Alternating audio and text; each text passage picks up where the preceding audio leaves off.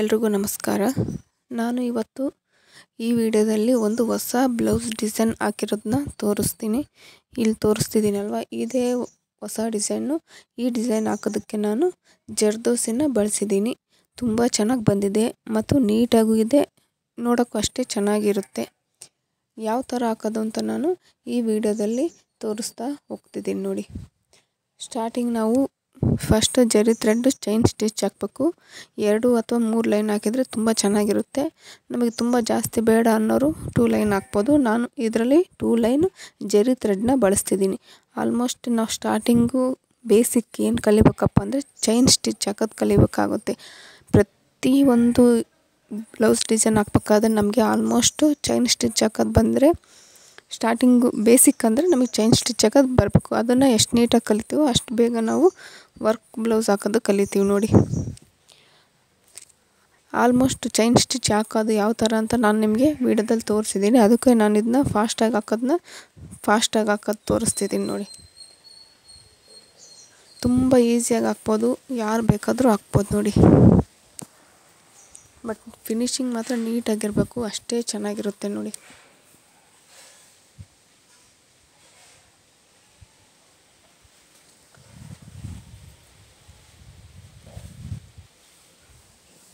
Work ಮಾತ್ರ ನೀಟಾಗಿ ಮಾಡಬೇಕು, ಆವಾಗ ಮಾತ್ರ ನಮಗೆ ಸ್ಯಾಟಿಸ್ಫ್ಯಾಕ್ಷನ್ ಅನ್ನೋದು ಇರುತ್ತೆ ನೋಡಿ.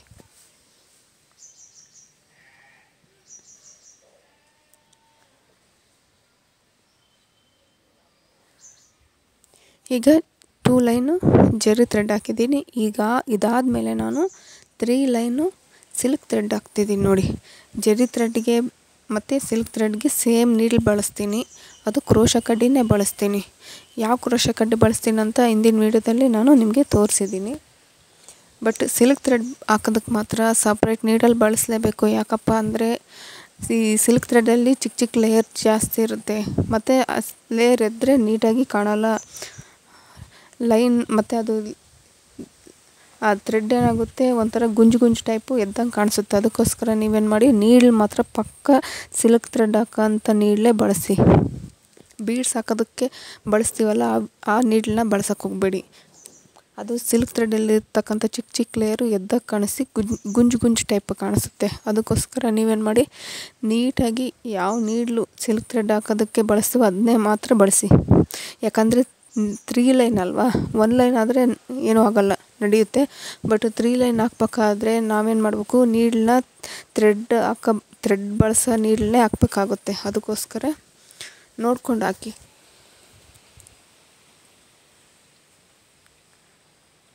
ಬಟ್ ಲೈನ್ ಜರಿ 1 ಲೈನ್ ಆದಮೇಲೆ ಪಕ್ಕದಲ್ಲೇ ನೀಟಾಗಿ ನೋಡಿಕೊಂಡು ಗ್ಯಾಪ್ ಇಲ್ದಂಗೆ ಹಾಕಿ. ಗ್ಯಾಪ್ ಇದ್ದರೆ ಏನಾಗುತ್ತೆ, ನೀಟಾಗಿ ಕಾಣೋದಿಲ್ಲ. ಒಂಥರ ಗ್ಯಾಪ್ ಆದರೆ ಫಿನಿಶಿಂಗ್ ಚೆನ್ನಾಗಿ ಕಾಣಲ್ಲ. ಅದಕ್ಕೋಸ್ಕರ 1 ಲೈನ್ ಪಕ್ಕ ಇನ್ನೊಂದು ಲೈನ್ ಹಾಕ್ಬೇಕಾದ್ರೆ ನೀಟಾಗಿ ಗ್ಯಾಪ್ ಇಲ್ದಂಗೆ ನಿಧಾನಕ್ಕೆ ಹಾಕ್ತಾ ಹೋಗಿ. ಈಗ ನೋಡಿ, 3 ಲೈನು ಸಿಲ್ಕ್ ಥ್ರೆಡ್ ಹಾಕಿದ್ದೀನಿ. ನೀಟಾಗಿ ಎಷ್ಟು ನೀಟಾಗಿ ಗ್ಯಾಪ್ ಇಲ್ದಂಗೆ ಹಾಕಿದರೆ ಮಾತ್ರ ನೀಟಾಗಿ ಫಿನಿಶಿಂಗ್ ಕಾಣಿಸುತ್ತೆ. ಈಗ ನೆಕ್ಸ್ಟ್ ನಾನು 1 ಲೈನು ಶುಗರ್ ಬೀಡ್ಸ್ ಹಾಕ್ತಿದ್ದೀನಿ ನೋಡಿ. 1 mm or 2 mm ಬೀಡ್ಸ ಬಳಸ್ತಾ ಇಲ್ಲ. ಬಟ್ ಇದೊಂಥರ ಡಿಫ್ರೆಂಟಾಗಿ ಹಾಕ್ತಾಯಿದ್ದೀನಿ, ತುಂಬ ಚೆನ್ನಾಗಿರುತ್ತೆ. ಈ ಶುಗರ್ ಬೀಡ್ಸು ಅಷ್ಟೇ, ಶುಗರ್ ಬೀಡ್ಸ್ ಹಾಕೋಂಥ ನೀಡಲೇ ತೊಗೊಳ್ಳಿ. ಯಾಕಂದರೆ ತುಂಬ ಶುಗರ್ ಬೀಡ್ಸ್ ಹಾಕೋದು ಲೆಂತಿಯಾಗಿ ಇಡಿಸುತ್ತೆ ಬೀಡ್ಸ್. ಅದಕ್ಕೋಸ್ಕರ ವರ್ಕು ಬೇಗ ಫಿನಿಶಿಂಗ್ ಆಗುತ್ತೆ. ಈ ಕ್ರೋಶ ಕಡ್ಡಿಲೂ ನಾನು ಹೇಳಿದ್ದೆ ಬೀಡ್ಸ್ ಹಾಕೋದಕ್ಕೆ, ಬಟ್ ಸ್ಟಾರ್ಟಿಂಗ್ ಕಲಿಬೇಕಾದ್ರೆ ಮಾತ್ರ ಅದನ್ನ ಬಳಸಿ. ಬ್ಲೌಸ್ ಹಾಕ್ಬೇಕಾದ್ರೆ ಈ ಥರ ನೀಡಲ್ ಬಳಸಿ, ಅವಾಗೇನಾಗುತ್ತೆ, ವರ್ಕ್ ಫಾಸ್ಟಾಗಿ ಆಗುತ್ತೆ.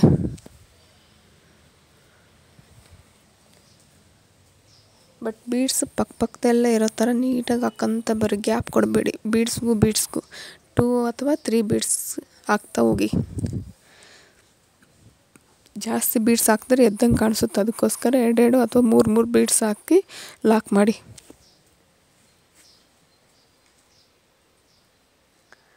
ಈಗ ಎಂಡ್ ಲಾಕ್ ಹಾಕ್ತಾಯಿದ್ದೀನಿ.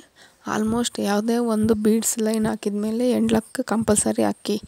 ನಾವೇನಾದರೂ ಮಿಸ್ಸಾಗಿ ಅದೇನಾದರೂ ಹೇಳಿದ್ರೆ ಏನಾಗುತ್ತೆ, ಹಾಕಿರೋದೆಲ್ಲ ವೇಸ್ಟಾಗಿ ಕಡೆಗೆ ಬಂದುಬಿಡುತ್ತೆ. ಅದಕ್ಕೋಸ್ಕರ ಯಾವುದೇ ಒಂದು ಬೀಡ್ಸ್ ಹಾಕಿದ ಮೇಲೆ ಲಾಕ್ ಮಾಡಿಬಿಡಿ. ಈಗ ನಾನು ಮಾರ್ಕ್ ಮಾಡ್ತಾಯಿದ್ದೀನಿ ನೋಡಿ.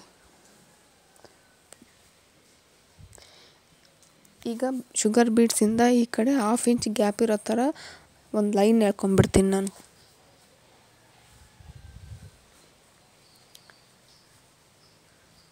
ಕರೆಕ್ಟಾಗಿ ಶುಗರ್ ಬೀಡ್ಸಿಂದ 1/2 ಇಂಚ್ ಗ್ಯಾಪಲ್ಲಿ ಒಂದು ಲೈನ್ ಕರೆಕ್ಟಾಗಿ ಸ್ಟ್ರೈಟಾಗಿ ಅದಕ್ಕೆ 1/2 ಇಂಚ್ ಗ್ಯಾಪಲ್ಲೇ ಒಂದು ಲೈನು ಡ್ರಾ ಮಾಡ್ತಾಯಿದ್ದೀನಿ. ಈಗ ಡಿಸೈನ್ ಹಾಕೋದಕ್ಕೆ 1 ಇಂಚು ಡಿಸೈನ್ ಹಾಕೋದಕ್ಕೆ ಮತ್ತು ಒಂದು ಲೈನು ಶುಗರ್ ಬೀಡ್ಸ್ ಹಾಕೋದಕ್ಕೆ 1.1 ಸೆಂಟಿಮೀಟ್ರಲ್ಲಿ ಗ್ಯಾಪಲ್ಲಿ ನಾನು ಏನು ಮಾಡ್ತಿದ್ದೀನಿ, ಶುಗರ್ ಬೀಡ್ಸ್ ಹಾಕ್ತಾಯಿದ್ದೀನಿ ನೋಡಿ.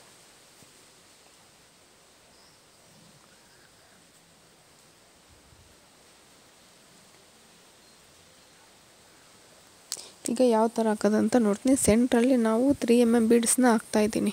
3 mm ಬೀಡ್ಸ್ನ ಅಲ್ಲೇ ಲಾಕ್ ಮಾಡಿ ಹಾಕ್ತಾಯಿದ್ದೀನಿ. ನೆಕ್ಸ್ಟು 2 ಶುಗರ್ ಬೀಡ್ಸು ಅದಕ್ಕೆ 1 mm ಬೀಡ್ಸ್ ಬರುತ್ತಲ್ವ ಅದನ್ನು ಎಂಡಿಗೆ ಹಾಕ್ತಾಯಿದ್ದೀನಿ. ನೋಡೋಕ್ಕೆ ಚೆನ್ನಾಗಿ ಕಾಣಿಸುತ್ತೆ ಮತ್ತು ಲುಕ್ಕಾಗಿರುತ್ತೆ. ಅದಕ್ಕೋಸ್ಕರ ನಾನೇನು ಮಾಡ್ತೀನಿ, 3 ಶುಗರ್ ಬೀಡ್ಸ್ ಹಾಕ್ತಾಯಿಲ್ಲ, 2 ಶುಗರ್ ಬೀಡ್ಸ್ ಜೊತೆ 1 mm ಬೀಡ್ಸ್ನ ಒಂದು ಹಾಕ್ತಾಯಿದ್ದೀನಿ. ಮತ್ತು ಅಲ್ಲೇ ಲಾಕ್ ಮಾಡ್ತಾಯಿದ್ದೀನಿ ನೋಡಿ. ನಾನು ಬಳಸ್ತಕ್ಕಂಥದ್ದು ಜರಿ ಥ್ರೆಡ್ಡು ಅಂದರೆ ಜಿಗ್ಜಾಗ್ ವೈರ್ ಬಳಸ್ತಿರೋದ್ರಿಂದ ಅದು ಸ್ಟಿಫಾಗಿ ಕೂರುತ್ತೆ. ಈ ಮಿಷನ್ ದಾರ ಬೀಡ್ಸ್ ಹಾಕೋದಕ್ಕೆ ಬಳಸಿದರೆ ಎಂಡ್ ಲಾಕ್ ಹಾಕ್ಬೇಕಾಗುತ್ತೆ. ಅದಕ್ಕೋಸ್ಕರ ನಾನೇನು ಮಾಡ್ತೀನಿ, ಜಿಗ್ಜಾಗ್ ವೈರ್ನ ಬಳಸೋದ್ರಿಂದ ಆ ಬೀಡ್ಸ್ಗೆ ನಾನು ಲಾಕ್ ಮಾಡಿಬಿಡ್ತೀನಿ. ಈಗ 1.1 ಸೆಂಟಿಮೀಟ್ರ್ ಗ್ಯಾಪಲ್ಲಿ ನಾನು ಶುಗರ್ ಬೀಡ್ಸ್ ಹಾಕ್ತಾಯಿದ್ದೀನಿ ನೋಡಿ. ಈಗ ಮತ್ತೆ ಶುಗರ್ ಬೀಡ್ಸ್ಗೆ ಲಾಕ್ ಮಾಡ್ತಾಯಿದ್ದೀನಿ. ಇದು ಜಿಗ್ಜಾಗ್ ವೈರ್ ಆಗಿರೋದ್ರಿಂದ ನೀವು ಚಿಕ್ಕ ಬೀಡ್ಸ್ಗೂ ಲಾಕ್ ಮಾಡಿದರೂ ಫುಲ್ ಸ್ಟಿಫಾಗಿ ಕೂತ್ಬಿಡುತ್ತೆ. ಕೆಳಗಡೆ ಎಳೆದಾಗ ವೈರ್ ಏನಾಗುತ್ತೆ, ಫುಲ್ ಲಾಕ್ ಆಗಿಬಿಡುತ್ತೆ. ಅದಕ್ಕೋಸ್ಕರ ನಾನು ಬೀಡ್ಸ್ ಯಾವುದೇ ಒಂದು ವರ್ಕ್ ಬ್ಲೌಸ್ಗೆ ಹಾಕ್ಬೇಕಾದ್ರೆ ಬೀಡ್ಸ್ ಹಾಕೋದಕ್ಕೆ ನಾನು ಶುಗರ್ ಬೀಡ್ಸ್ ಇದು ಜಿಗ್ಜಾಗ್ ವೈರ್ನೇ ಬಳಸ್ತೀನಿ. ಯಾಕಪ್ಪ ಅಂದರೆ ವರ್ಕು ಬೇಗ ಫಿನಿಶ್ ಆಗುತ್ತೆ. ಇನ್ನೊಂದು ಲಾಕ್ ಮಾಡಿದಾಗ ಸ್ಟಿಫಾಗಿ ಕೂರ್ಬಿಡುತ್ತೆ. ಅದಕ್ಕೋಸ್ಕರ ಈಗ ತೋರಿಸ್ತಿದ್ದೀನಲ್ಲ, 3 mm ಬೀಡ್ಸು ಸೆಂಟ್ರಿಗೆ ಹಾಕಿದ್ದೀನಿ. Next 2 sugar beads 1 mm beads ಜೊತೆಗೆ 3 ಬೀಡ್ಸ್ ಹಾಕಿ ಅದನ್ನು 1 mm ಬೀಡ್ಸ್ಗೆ ಲಾಕ್ ಮಾಡ್ತಾಯಿದ್ದೀನಿ.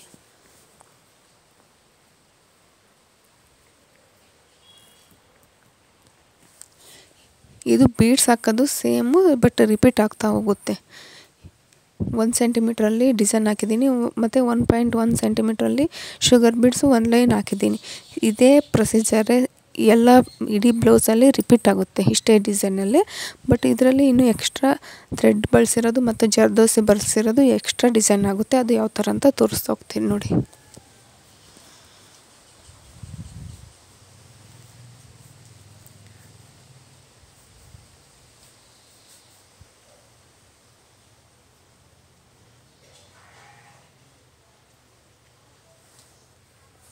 ಫುಲ್ ಬ್ಲೌಸು ವರ್ಕ್ ಮಾಡಿರೋದು ತೋರಿಸ್ತಾ ಇದ್ದೀನಿ. ಬಟ್ ನೀಟಾಗಿ ಹಾಕ್ಕೊಳ್ಳಿ, ಯಾರಾದರೂ ಹಾಕ್ಕೊಂತೀವಿ ನಾವು ಈ ಡಿಸೈನ್ ಅಂದರೆ.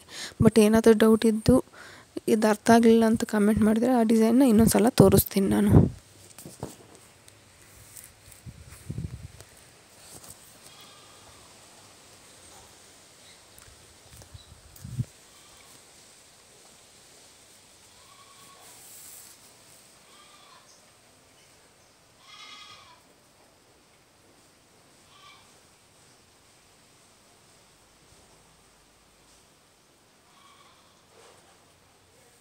ಏಯ್ಟ್ ಲೈನ್ ಬರುತ್ತೆ. 8 ಲೈನಲ್ಲಿ 4 ಲೈನು ಬೀಡ್ಸ್ ಹಾಕ್ತೀನಿ, 4 ಲೈನು ಸಿಲ್ಕ್ ಥ್ರೆಡ್ ಹಾಕ್ತೀನಿ.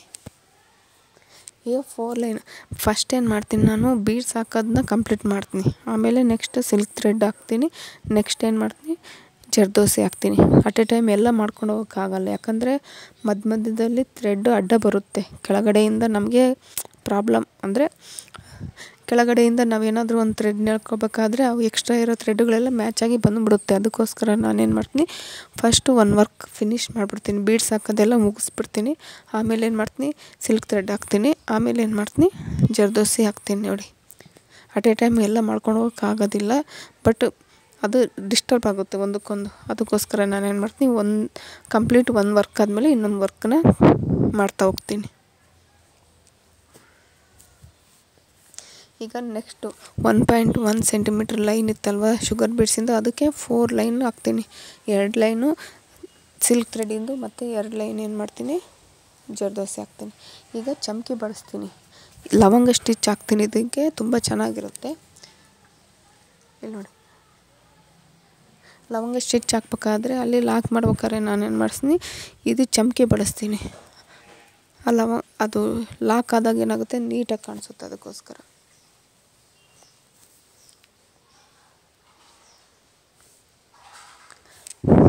ಯಾವುದೇ ಒಂದು ಫ್ರೆಂಚ್ ನಾಟ್ ಆಗಿರ್ಬೋದು, ಲವಂಗ ಸ್ಟಿಚ್ ಆಗಿರ್ಬೋದು, ಇವು ಹಾಕ್ಬೇಕಾದ್ರೆ ನೀಟಾಗಿ ದಾರನ ಹ್ಯಾಂಡಲ್ ಮಾಡಬೇಕು. ಇಲ್ಲಾಂದರೆ ಥ್ರೆಡ್ ಒಂದೊಂದು ಲೈನ್ ಕಡೆಗೆ ಬಂದುಬಿಡುತ್ತೆ, ನೀಟಾಗಿ ಕಾಣಲ್ಲ. ಅದಕ್ಕೋಸ್ಕರ ನೀವೇನು ಮಾಡಿ, ಕರೆಕ್ಟಾಗಿ ಸಪ್ರೇಟಾಗಿ ಹ್ಯಾಂಡಲ್ ಮಾಡೋ ಆ ಥ್ರೆಡ್ನ ಲೆವೆಲ್ಲಾಗಿ ಇಳಿಸೋ ಥರ ನೀವು ಪ್ರಾಕ್ಟೀಸ್ ಮಾಡಿ ಆಮೇಲೆ ಬ್ಲೌಸ್ಗೆ ಹಾಕಿ.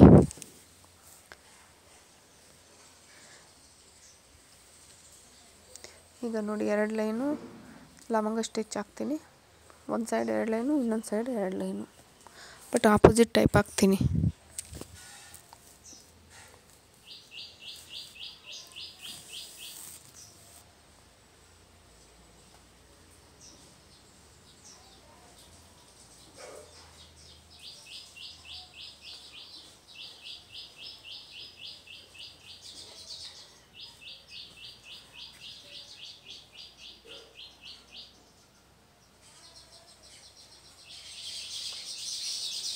ನೀಟಾಗಿ ನೋಡಿಕೊಂಡು ಲವಂಗ ಸ್ಟಿಚ್ ಹಾಕಿ. ಬಟ್ ನೋಡೋಕ್ಕಂತೂ ತುಂಬ ಚೆನ್ನಾಗಿರುತ್ತೆ ನೋಡಿ, ಅಷ್ಟು ನೀಟಾಗಿ ಬರುತ್ತೆ. ನಾನು 4 ಲೈನು ಬೀಡ್ಸ್ ಹಾಕಿದ್ನಲ್ವ, ಆ ಮಧ್ಯದಲ್ಲಿ ನಾನು 4 ಲೈನು ಲವಂಗ ಸ್ಟಿಚ್ ಹಾಕ್ತಾಯಿದ್ದೀನಿ. ಅದಕ್ಕೆ ಪ್ರತಿಯೊಂದು ಲವಂಗ ಸ್ಟಿಚ್ಗೂ ನಾನು ಚಮಕಿ ಬಳಸ್ತಾಯಿದ್ದೀನಿ. ಚಮಕಿ ಬಳಸಿದರೆ ಗ್ರ್ಯಾಂಡಾಗಿ ಕಾಣಿಸುತ್ತೆ, ಲುಕ್ಕಾಗಿರುತ್ತೆ. ಅದಕ್ಕೋಸ್ಕರ ಬಳಸ್ತಾಯಿದ್ದೀನಿ ನೋಡಿ.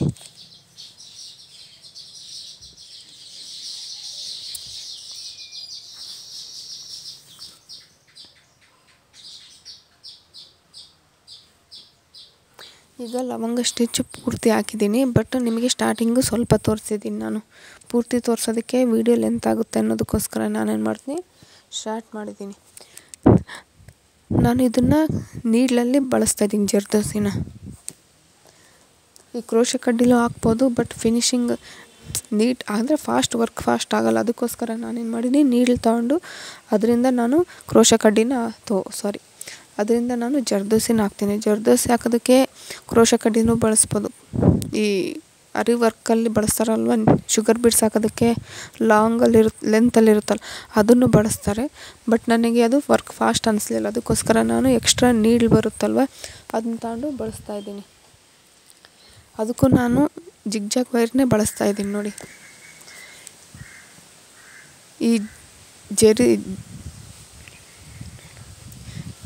ಈ ಜರ್ದೋಸಿನ ನಾನು 1/2 ಸೆಂಟಿಮೀಟ್ರ್ ಮತ್ತು 1/4 ಸೆಂಟಿಮೀಟ್ರ್ ಆಗಿ ಕಟ್ ಮಾಡ್ಕೊಂಡಿದ್ದೀನಿ.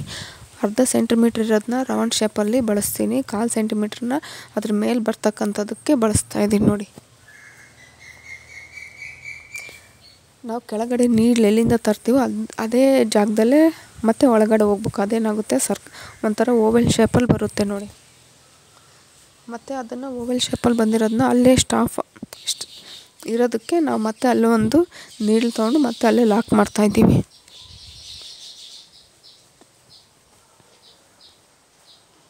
ಈಗ ನೋಡಿ, ಮತ್ತೆ ಎಲ್ಲಿಂದ ಬಂದು ಮತ್ತೆ ಅಲ್ಲೇ ಹೋಗ್ತಾಯಿದ್ದೀನಿ. ಅದು ಒಂಥರ ಡ್ರಾಪ್ ಶೇಪಲ್ಲಿ ಕಾಣಿಸುತ್ತೆ. ಈಗ ಮತ್ತೆ ಲಾಕ್ ಮಾಡ್ತಾಯಿದ್ದೀನಿ. ಮತ್ತು ಈಗ 1/4 ಸೆಂಟಿಮೀಟ್ರ್ ಇರ್ತಲ್ವ ಜರ್ದೋಸಿ, ಅದನ್ನು ಮತ್ತೆ ಹಾಕ್ತಾಯಿದ್ದೀನಿ.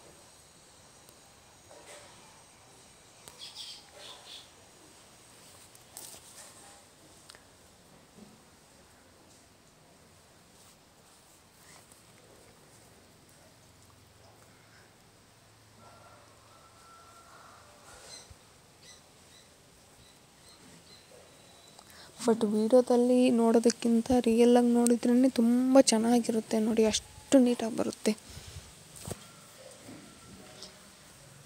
ನಾನು ಯಾವ್ಯಾವ ಹೊಸ ಡಿಸೈನ್ ಹಾಕ್ತೀನೋ ಎಲ್ಲವನ್ನು ವೀಡಿಯೋ ಮಾಡಿ ಅಪ್ಲೋಡ್ ಮಾಡ್ತೀನಿ ನೋಡಿ.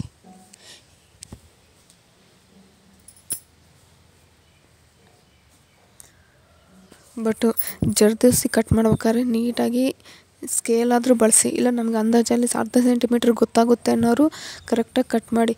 ಸ್ವಲ್ಪ ಹೆಚ್ಚು ಕಮ್ಮಿ ಆಯಿತು ಅಂದರೆ ಅದೇನಾಗುತ್ತೆ, ಶೇಪು ಒಂದು ಚಿಕ್ಕದು ಒಂದು ದೊಡ್ಡದು ಬರುತ್ತೆ. ಅದಕ್ಕೋಸ್ಕರ ನೋಡಿಕೊಂಡು ನೀಟಾಗಿ ಕಟ್ ಮಾಡಿ. ಒಂದೇ ಸೈಜ್ ಬರ್ಬೇಕಂದ್ರೆ ನಾವೇನು ಮಾಡಬೇಕು, ಅಳತೆ ಪ್ರಕಾರನೇ ಕಟ್ ಮಾಡಬೇಕು. ಕೆಲವರು ಅಳತೆ ಇಲ್ದಂಗೂ ಕಟ್ ಮಾಡ್ತಾರೆ. ನಾನು ಯಾವುದೇ ರೀತಿ ಅಳತೆ ಮಾಡಲಿಲ್ಲ, ಬಟ್ 1/2 ಸೆಂಟಿಮೀಟ್ರ್ ಒಂದು ಕಟ್ ಮಾಡಿದ್ನ ಅಂದಾಜಿಗೆ ಅದನ್ನೆಲ್ಲ ಅದೇ ರೀತಿ ಕಟ್ ಮಾಡ್ಕೊಂಬಂದೆ. 1/2 ಸೆಂಟಿಮೀಟ್ರ್ ಮತ್ತು 1/4 ಸೆಂಟಿಮೀಟ್ರಲ್ಲೂ 2 ಕಟ್ ಮಾಡಿದ್ದೀನಿ ನೀಟಾಗಿ.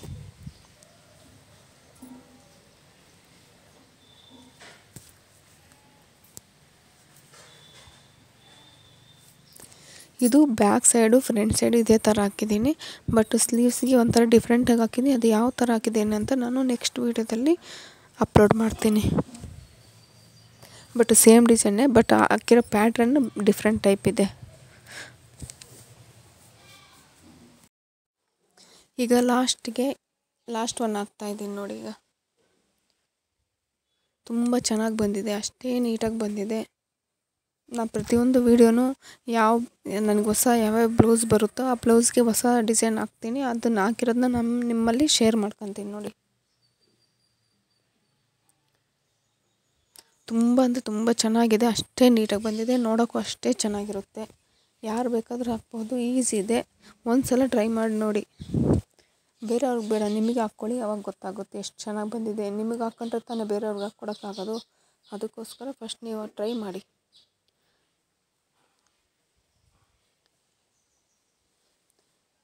ಈಗ ಲಾಸ್ಟ್ ಒನ್ ಹಾಕ್ತಾಯಿದ್ದೀನಿ ನೋಡಿ. ಎಷ್ಟು ನೀಟಾಗಿ ಬಂದಿದೆ, ನೋಡೋಕೆ ಅಷ್ಟೇ ಚೆನ್ನಾಗಿದೆ. ಈ ವಿಡಿಯೋ ಇಷ್ಟ ಆದರೆ ಲೈಕ್ ಮಾಡಿ, ಶೇರ್ ಮಾಡಿ, ಸಬ್ಸ್ಕ್ರೈಬ್ ಮಾಡಿ. ಧನ್ಯವಾದಗಳು.